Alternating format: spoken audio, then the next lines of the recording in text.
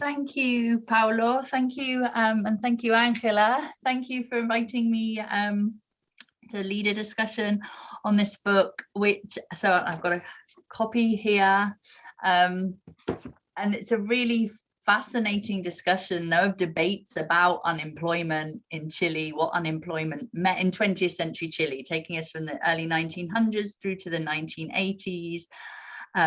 Contested definitions of unemployment, debates about what kind of problem unemployment was, whose responsibility it was to deal with the problem, how best to try to tackle that problem. So I have lots of questions for Angela, but the first one, I wanted to start off by saying, tell us a little bit about the story of the book and how you came to write the book and why you wanted to write this book. Well, good morning, everybody. I mean, I guess it's called dark over there. And I'm sorry for the late start. I don't know what happened with the Zoom thing, but many thanks for having me and start this conversation. I really love the opportunity to talk about the book with all of you, because I think the project started on that side of the Atlantic many years ago when Paulo invited me to a conference about the Great Depression, a conference that was organized with Alan Knight, and it was about the Great Depression in the Americas. And at that point, I didn't really know much about the Great Depression, especially from a Chilean perspective, but I love the topic. And when I was looking for more sources, I went back to Chile, back to the archive. And one of the things that fascinated me was that there were all these news about people unemployed, and they were all writing and they were all moving around the country. And that made me start thinking about how I could place them in this longer history. And then after that, I started keep thinking about the Great Depression, think about unemployment, but still, at first I would think about the impact of the crisis, like impact of economic crisis on working people. That was my first question. And then in a very random conversation with John French, and I think that's kind of random conversation you can have with him, and we were running on a bus in Rio, he said, you need to look at the definition, because that's where the key of the problem is. If you keep doing this policy, you're not really going to understand that. And then I said, wow, that sounds great. And then in my search for trying to explain this, I fell a lot into French historiography, that I think they're really being writing about the concept of unemployment. And there's a really diverse group of that, and other like Western European historiography. And that led me to definition in this long search for trying to really explain what it means to be unemployed, but also how that definition changed over time, and how there's not a single definition, and how also part of the conversation I was trying to have was how you deal with this at the international level, and how you deal with that at the local level, and how Chileans, who I think they're very expert in pleasing international agencies, but doing everything different locally, they navigate that. On the one hand, having an international standard, on the other hand, applying something different. So the book was part of that, of trying to make sense of this. And then in a very ambitious way, I think, I was trying to cover the entire country because I was frustrated with Chilean history that only focused on a region, and I want to see them all. And I want to see it also in this long span of time, because I want to see how the definition changed. And that was another choice of sort of like moving out of the Great Depression, although I think that's the heavy part of the book. That's where most of the archival sources are. But also seeing what happened after, also a little bit of what happened before, to trying to understand how they came to understand unemployment during the 1930s.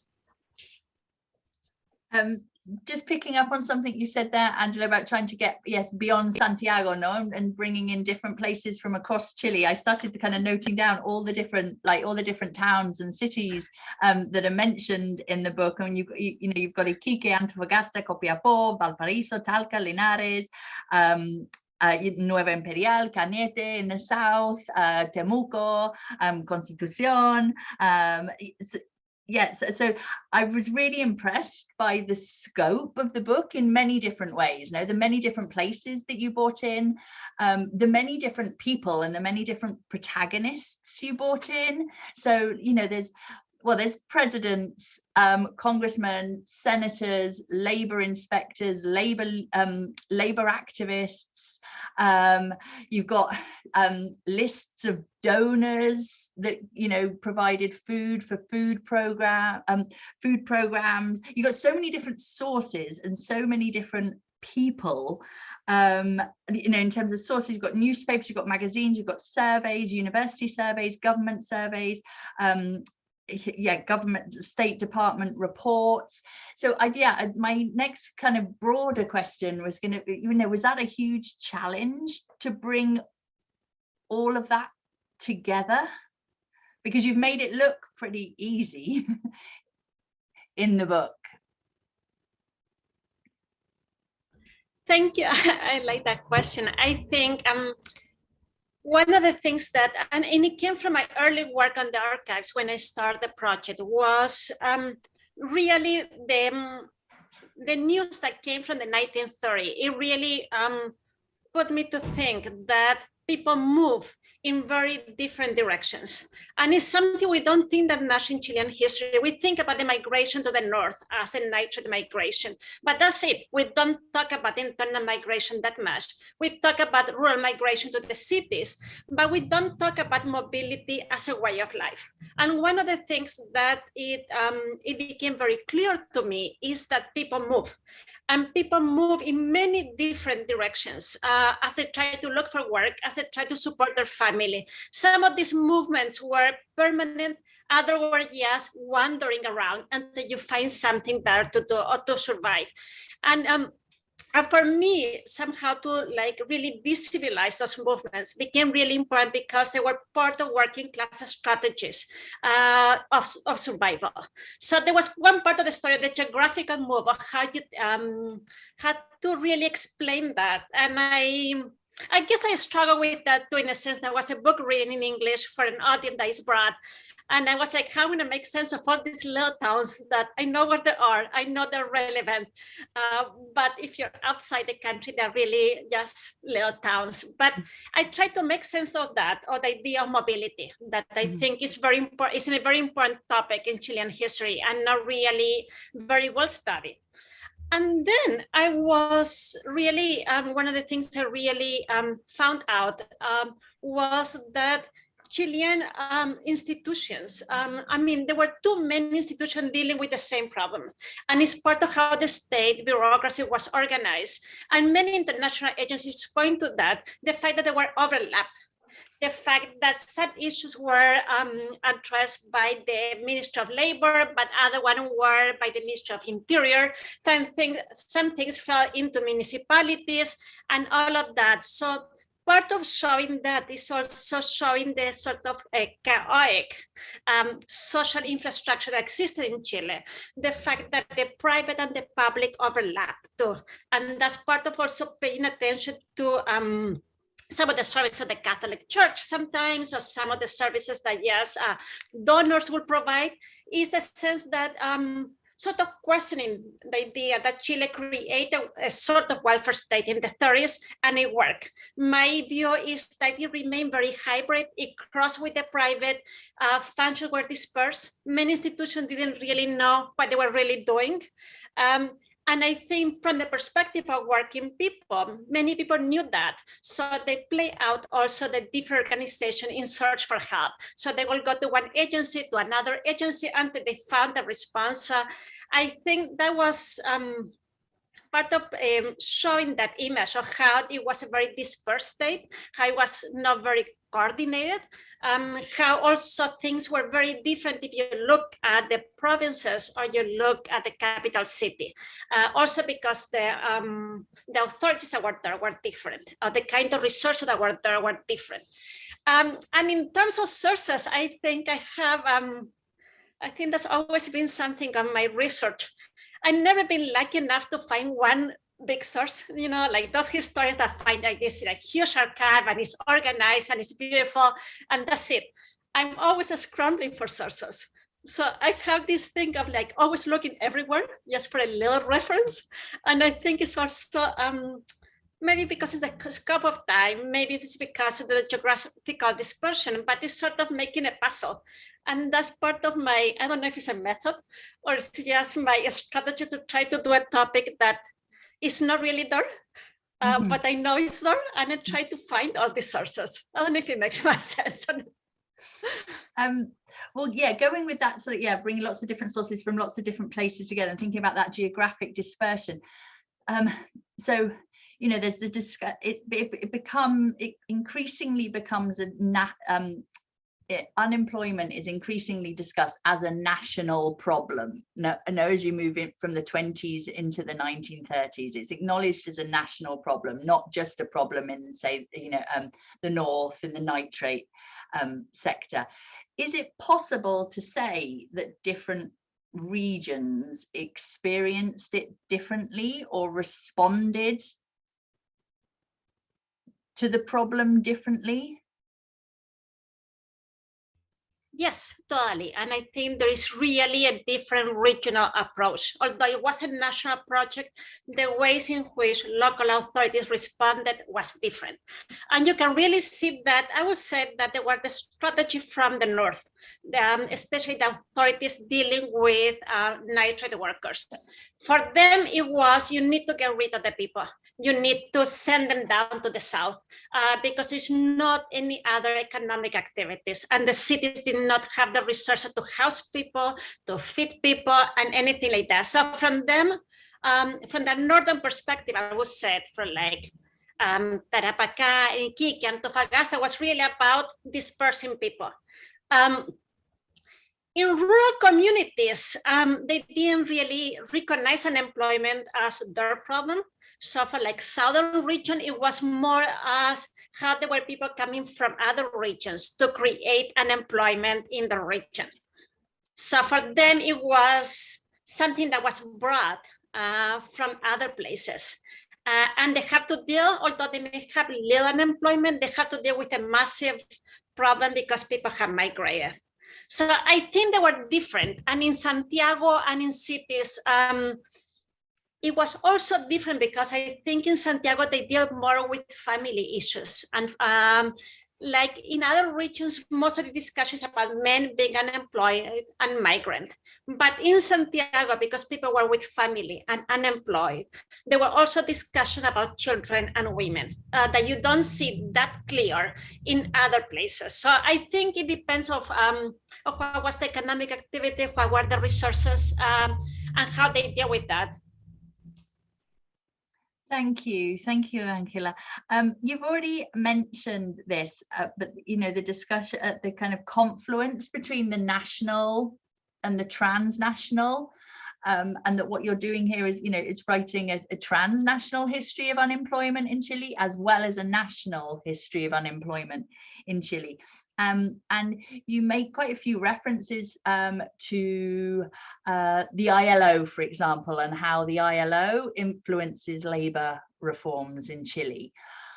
I wonder, could you say a little bit more about how Chile, so rather than how the transnational impacts on the national, how does Chile impact, how does the experience of Chile, what's going on in Chile, the debates in Chile, how does that impact on the transnational, or how do Chilean debates feed into the transnational debates? That's a great question. I think we tend to look at the impact of international agencies on Latin American countries and less on how Latin American countries contribute to that debate. So I think in some ways, I'm not sure Chile had a big impact on other countries. I think that's one, I mean, in many ways, for instance, the Argentine experience influenced Chileans, especially in the 1920s and 1930s. I think Chileans do have, especially labor lawyers in the 30s, 40s, and 50s, a sort of idea that they have a very advanced labor legislation and that they were the only ones to have that. But in reality, when you see them in other Latin American contexts, they didn't really have a strong impact on discussion in Mexico, in Argentina, or in Brazil. Like I didn't see them being really influential in that way. The legislation about unemployment was not really better than in other Latin American nations. So I don't know if they have a really like huge impact of what they were really doing. And even like in the 1950s, when the ILO came down to Chile to study their like unemployment service, they found it so disorganized and so, as they were called, so like non-modern enough that I don't see they will really have an impact on what was happening in the other countries. So but I didn't see enough. I didn't see enough of Chileans participating. I mean, there were meetings that I attended, but they seem to be in tune with other Latin Americans more than to be like a vanguard of like social service or anything like that. So with them being in tune with other Latin American countries, could the, I mean, how, I don't want to do I don't want to promote kind of like nationalist methodology, but how so fighting unemployment in 20th century Chile, like could it be, is it a similar story to fighting unemployment in 20th century Peru, fighting unemployment in 20th century Argentina? Like, how unique is Chile? How different is Chile? I like that. I wish there were more books about unemployment in Latin America. It would have made my work easier, because I really like scramble about like seeing what other countries were doing about unemployment.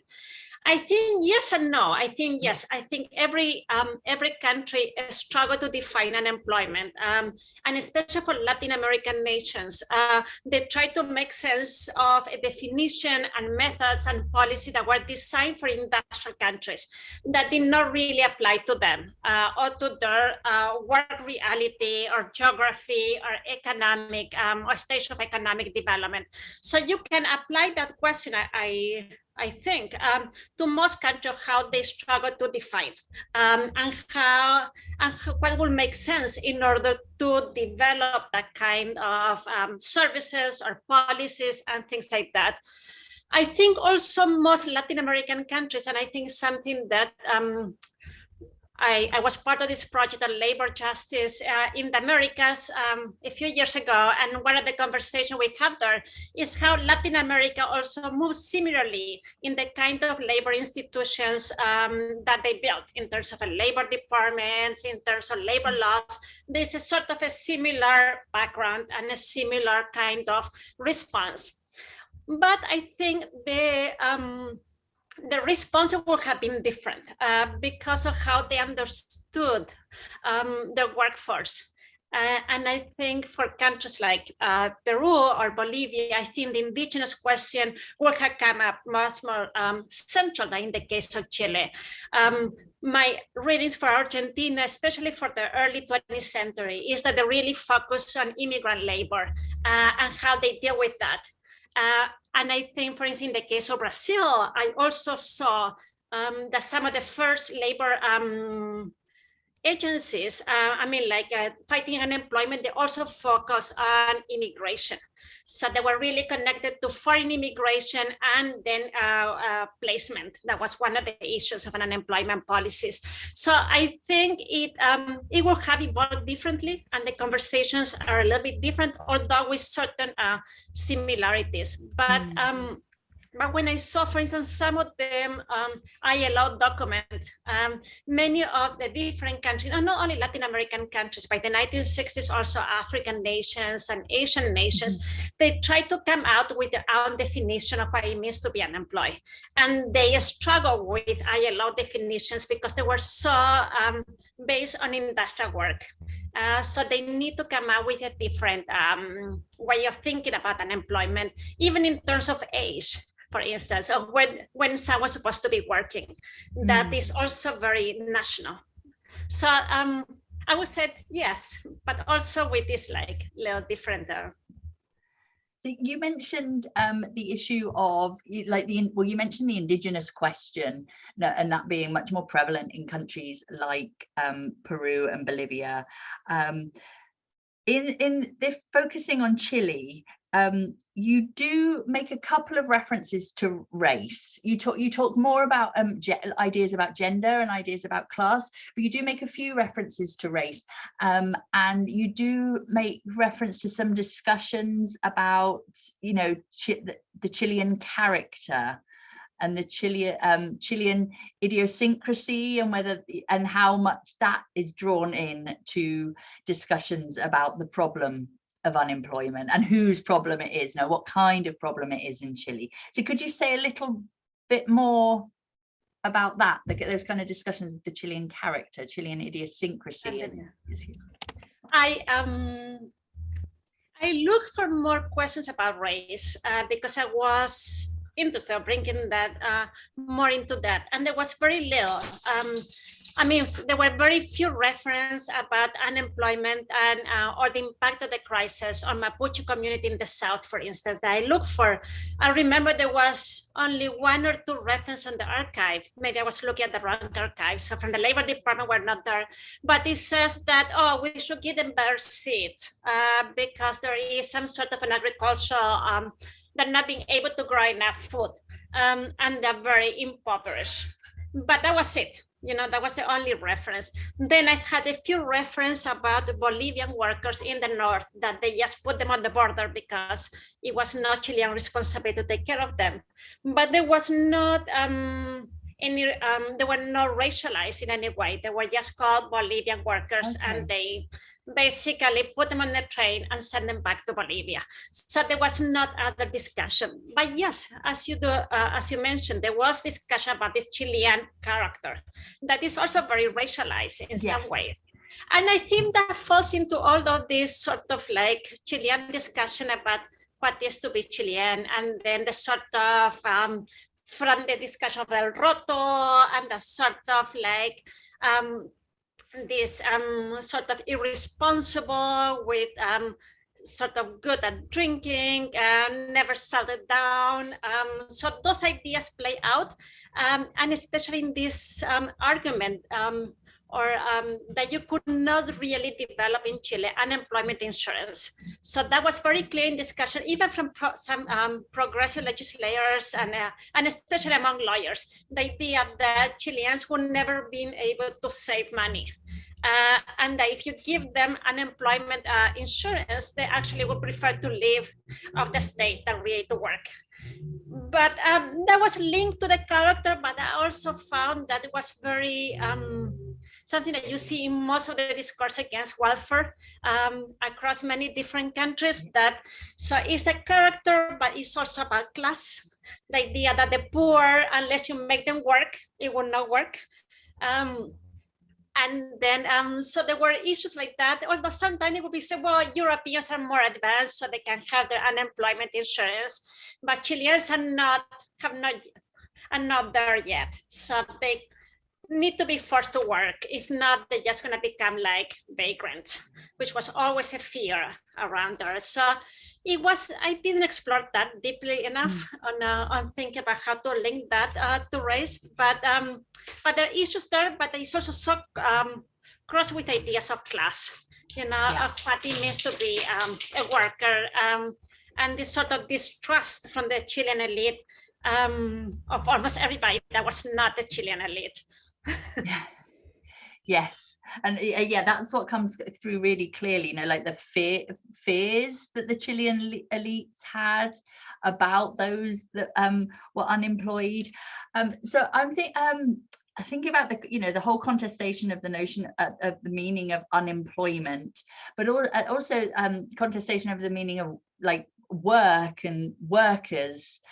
And in Paulo's book, The Allure of Labor, Paulo makes a distinction between obreros, or the use of the term obrero, and trabajador being a more kind of inclusive or more capacious term that allows for agricultural laborers to be included, for example.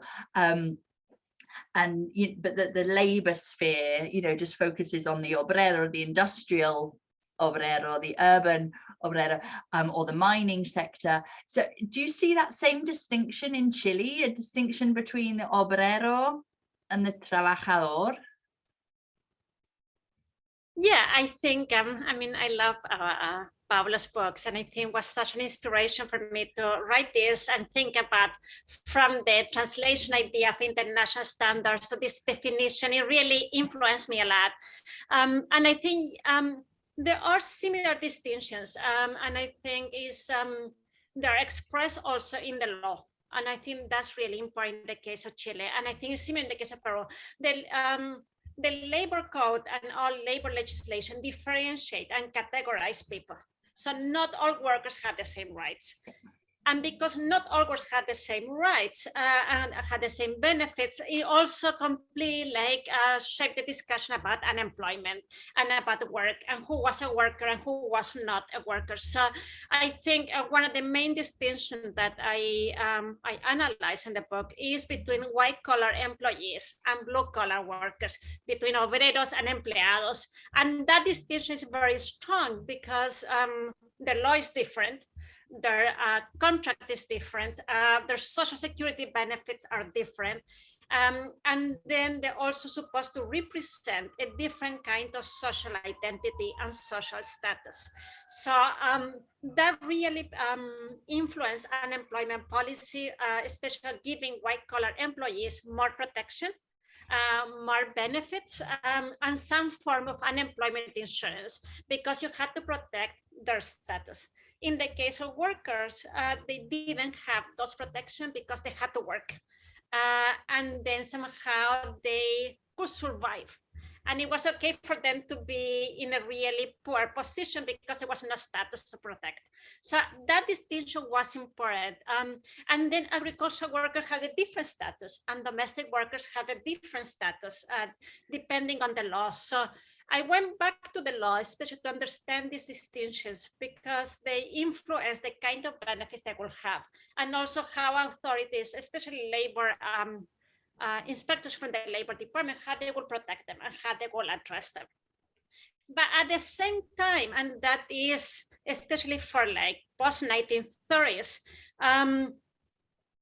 blue-collar workers, some of them were able to get better benefits because they were more unionized, because they work in large factories. So they were skilled workers, although they were not white-collar employees. But because they were unionized, they were able to improve many of the benefits, especially work protections. And some of the severance payments and things like that. So they were able to improve. And then the ones that were not unionized, the ones that work in small plants, they were somehow in a lower status.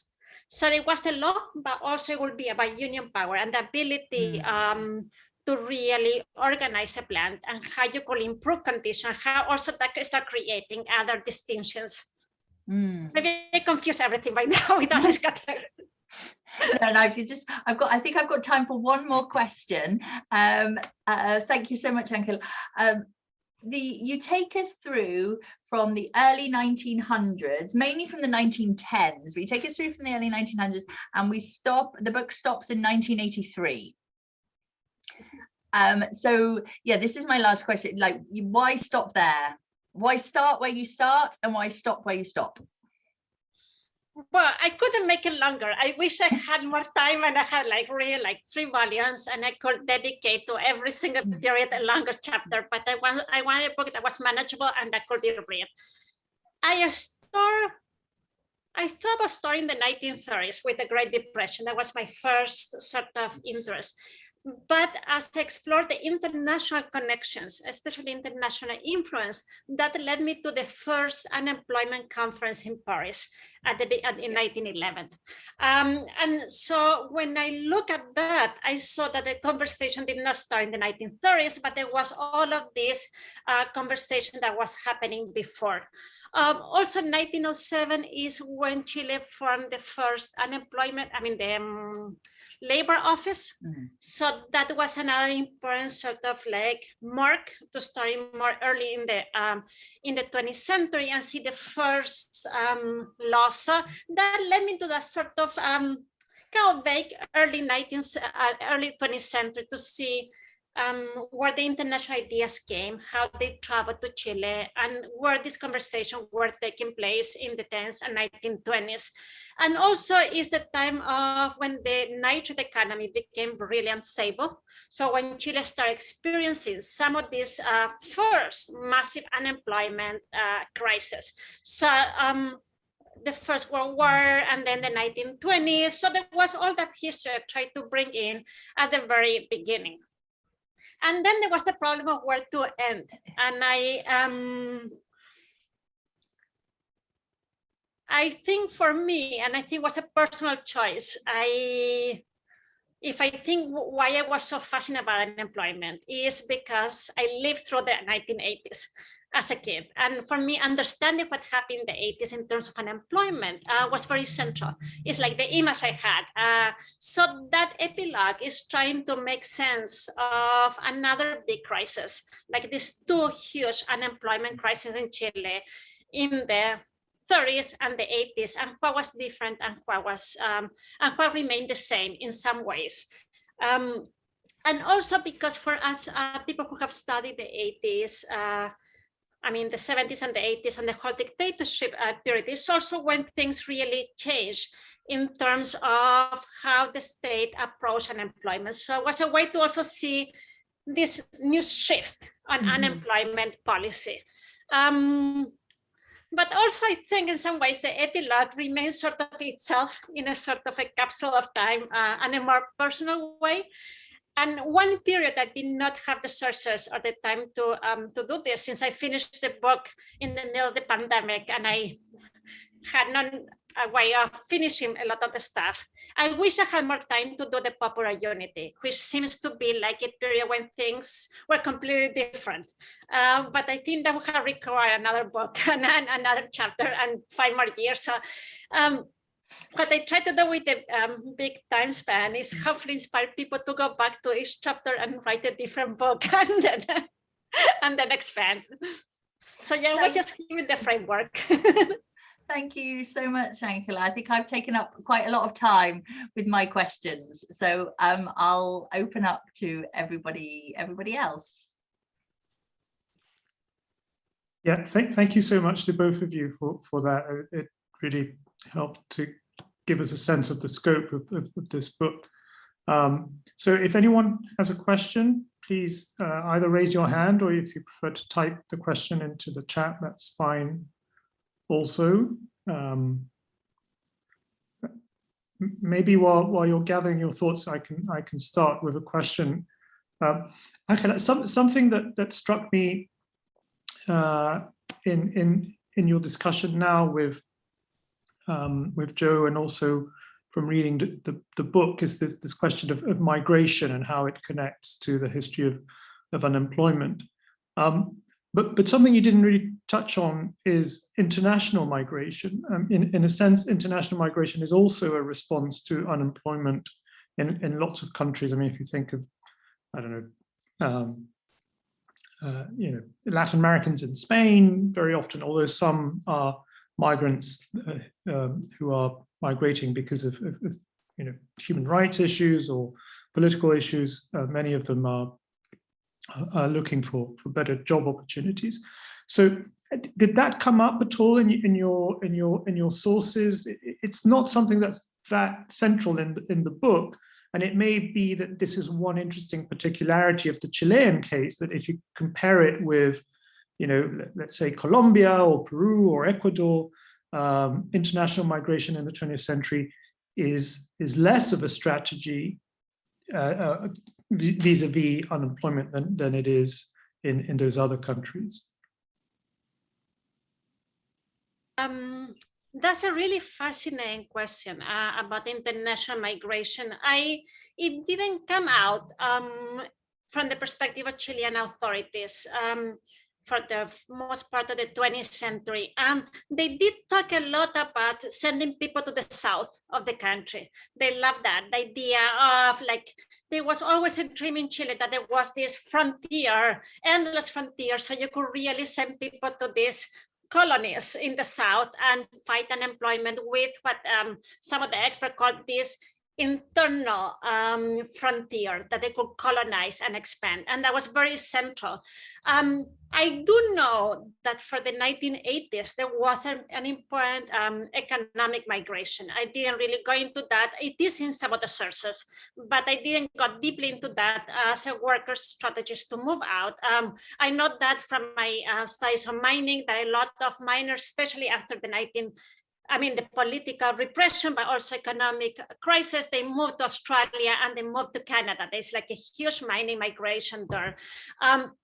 But I didn't see it as something that authorities talk about in terms of international migration. I did see in the source of the ILO for other countries, as you mentioned, and I think that is central. I did see it in the case of Argentina, for instance, in the early 20th century, when they talk about why they need to suspend or control immigration because of unemployment. So they have to deal with that and protect Argentine workers. But it was not that central, and I think in the case of Chile, and I think the myth that the Chilean economy could expand forever and colonize these new territories was still very present. Mm-hmm. Great, thank you. So we have 3 questions. First Natalia, then Molly, then Rory. Thank you. Thank you so much, Ángela. This question comes out from a research that I've been working on that is maybe not really related, but you're talking about unemployment benefits, right? So are you also talking about pensions? And because one of the earliest forms of pensions that I have found for the case of Peru, and this is more of the 19th century, has to do with a pension system established for members of the army. And I was wondering if there was anything similar that you found in the case of Chile. There were also benefits for widows and for those who had been wounded in different wars, even for the wars of independence. But I think I've seen some stuff in Chile from the War of the Pacific. I don't know if this is something that kind of moves on and it's something that then builds into a state system of pensions, which is slightly different from unemployment. So I am aware this is not exactly what you're doing, but I'm still curious. Thanks. Thank you, Natalia, for that question. Yes, I think, but it's a different discussion. And I think there is a lot of stuff about pensions. And I remember looking about that at some point in a similar way that you're looking at, and getting lost into that different discussion about pensions, the impact of the war, and widows and children, and how they protect that. And there's discussion after the war of the Pacific, but also, especially when you look at the debates in the National Congress, a lot of discussion about pensions of people who may have died in a horrible accident, or they did some service for the nation and all of that. And then there are all of these pensiones vitalicias, and then renewing for the widow, or who is entitled for that. So there is that. I didn't see that in connection to unemployment. So like it seems to be more pensions or these payments for the service they had and how they passed to widows and children. But the discussion within the sort of national security, social service and all of that, it was a different discussion that came from the Caja de Seguro Obrero and the kind of pension that people were entitled to in terms of retirement of health benefits. And I think my, eventually the road I took, because I couldn't do all the different kind of pensions, is that Chile, as many Latin American nations, when they create social security funds, they focus on healthcare. That will become the most important benefits for workers and their families, their immediate legal family.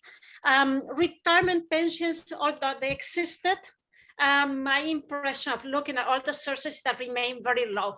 And there were so many roadblocks to access the final pension that most workers didn't really have a decent pension till the late 1960s.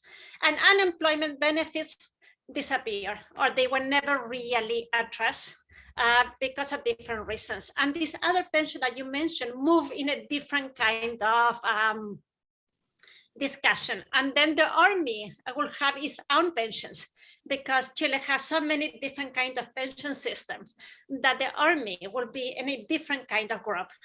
And I didn't touch them because that would be entering a completely different.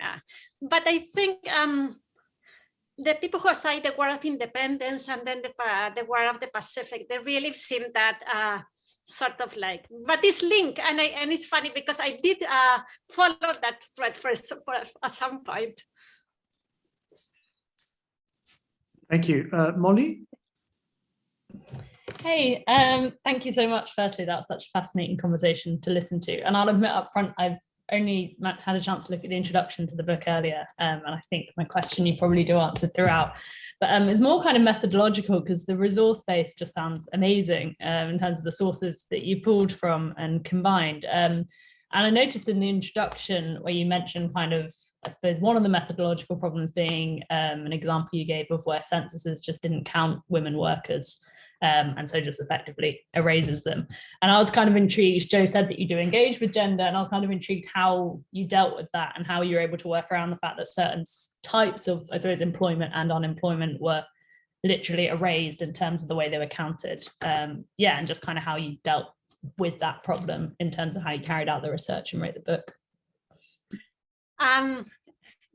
Thank you, Molly. I think, yes, I mean, one of them, tracing women unemployment is particularly complicated for different reasons, and that's the way I look at it. One is a lot of women were informal workers, or they didn't really work in a permanent jobs. And because of that, they were erased from statistics.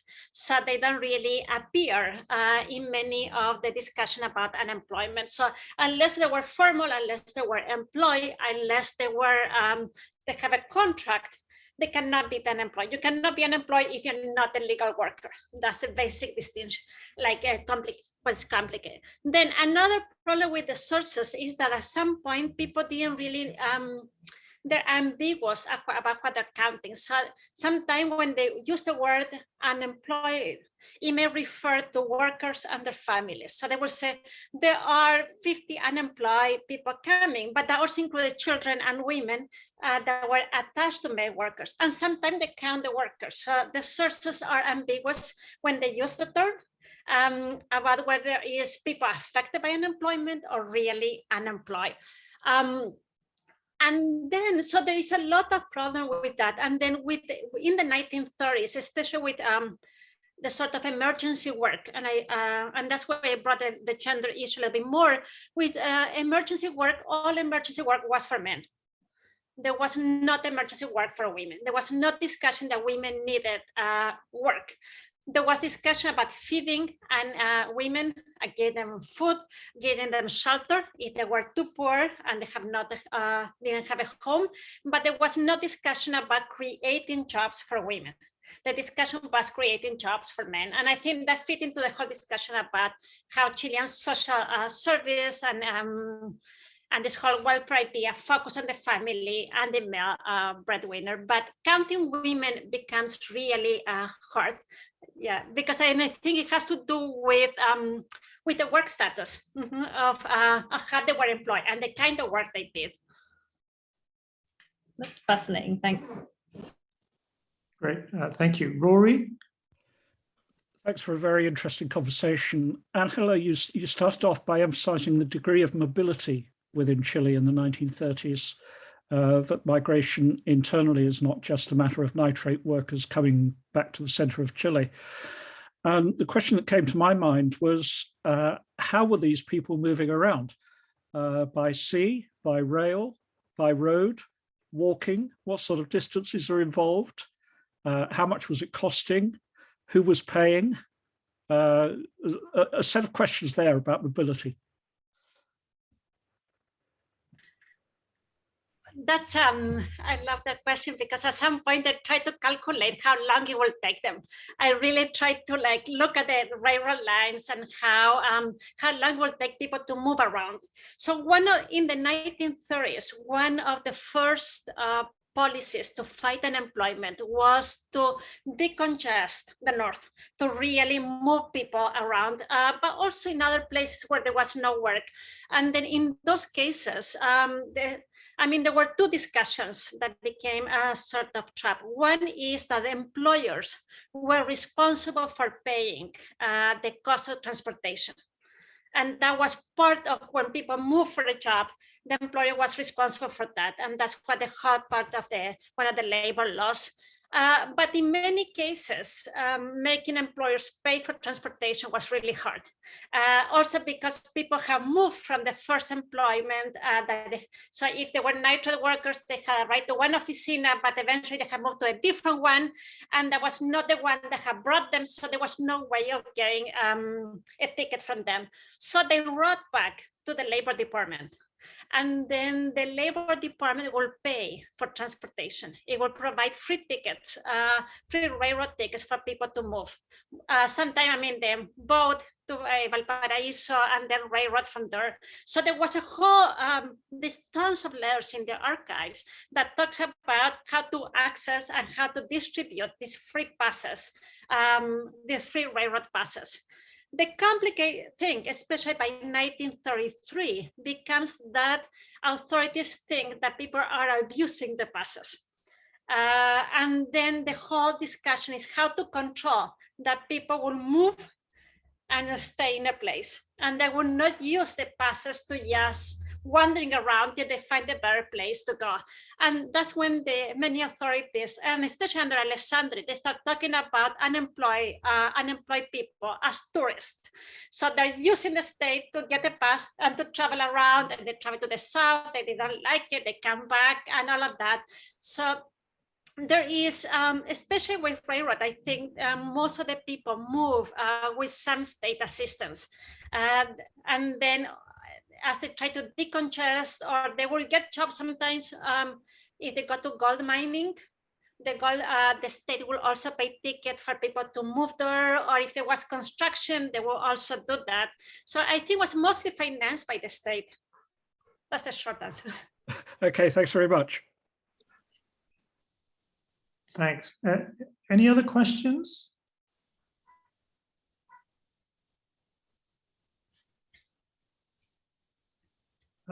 Well, maybe well, people are still thinking through their questions. I can ask another one. Angela, I'm interested in you discussed briefly the issue of race earlier, but I wondered if you could say something about xenophobia. In situations of unemployment, that's something that often comes up, and certainly in the 30s in Peru, xenophobia was very evident. It gets mixed up with racism, but it's a separate thing. And I think I'd be interested to know if that becomes an issue in Santiago vis-a-vis some of the immigrant communities, and to what extent it's to use a current term, weaponized politically by either the left or the right. In the Peruvian context, it was weaponized by both, by APRA and also by the Unión Revolucionaria against the Chinese and the Japanese in particular. And workers very much participated in that process. So is that something that is visible in Chile in this period, perhaps in relation to some of the European migrant communities? Yeah.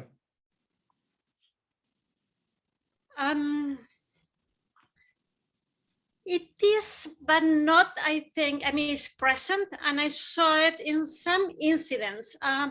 There was a case I was very curious about it, but I didn't find enough information about how they deal with Peruvian and Bolivian workers in the nitrate fields. And the case of Bolivian workers, for instance, it led to some sort of exchange that Chilean authorities were not responsible to feed foreign workers.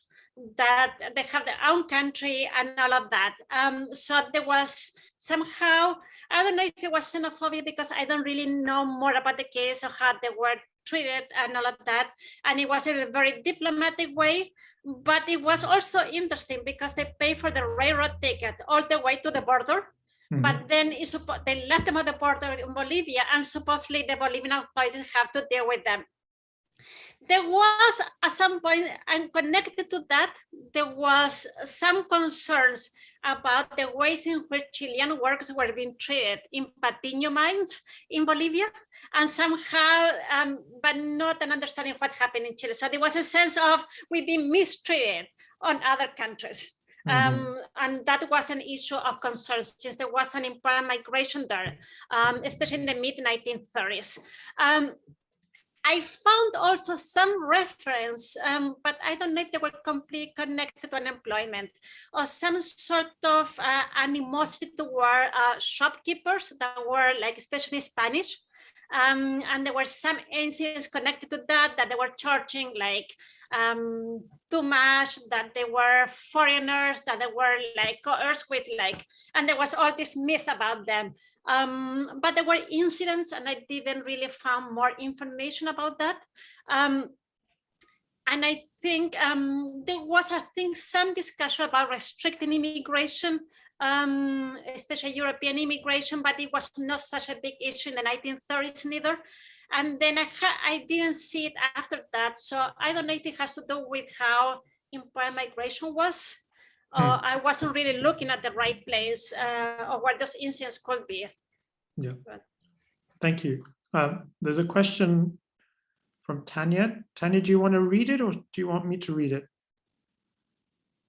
Hi, I'm sorry, I typed it because I've got someone joining me here as well. But, I wondered a little bit, I wondered if you also looked at underemployment as well as unemployment in the book, and to what extent the definitions of unemployment included this concept of underemployment. And I also wondered, the other question I had was to what extent those who were raised were actually mobilizing to be counted as well in the book.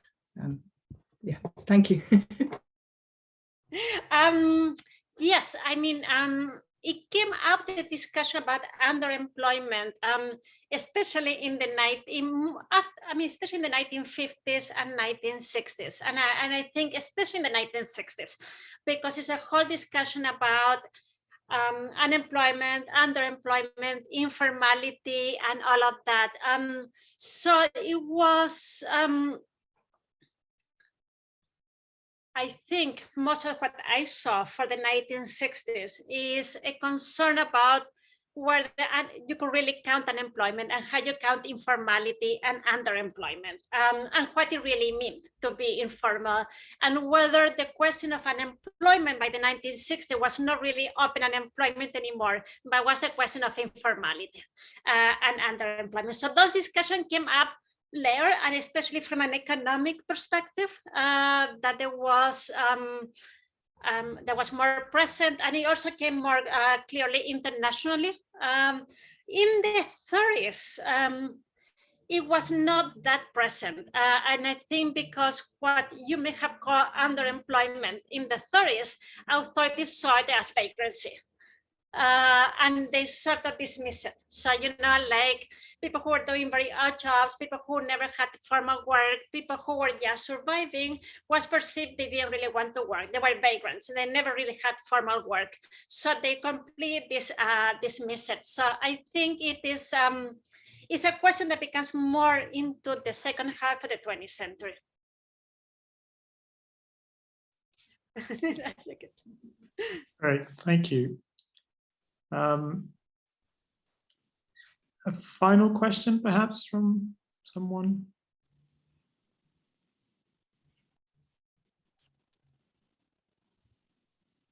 No. Okay. Well, I think then we can leave it there.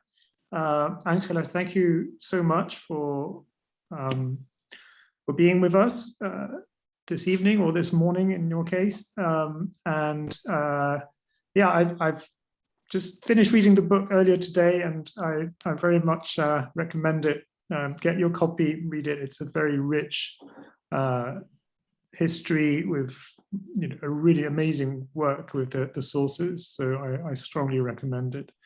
Thank you, Joe, also for the Q&A session. And thank you all for taking part. I think we will meet again in a couple of weeks' time. So hopefully you'll be able to join us then. But yeah, thank you all. And yeah, till next time.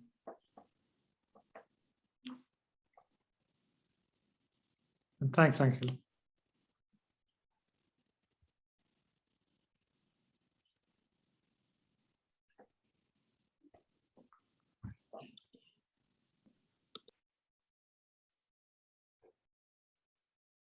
Bye. Thank you.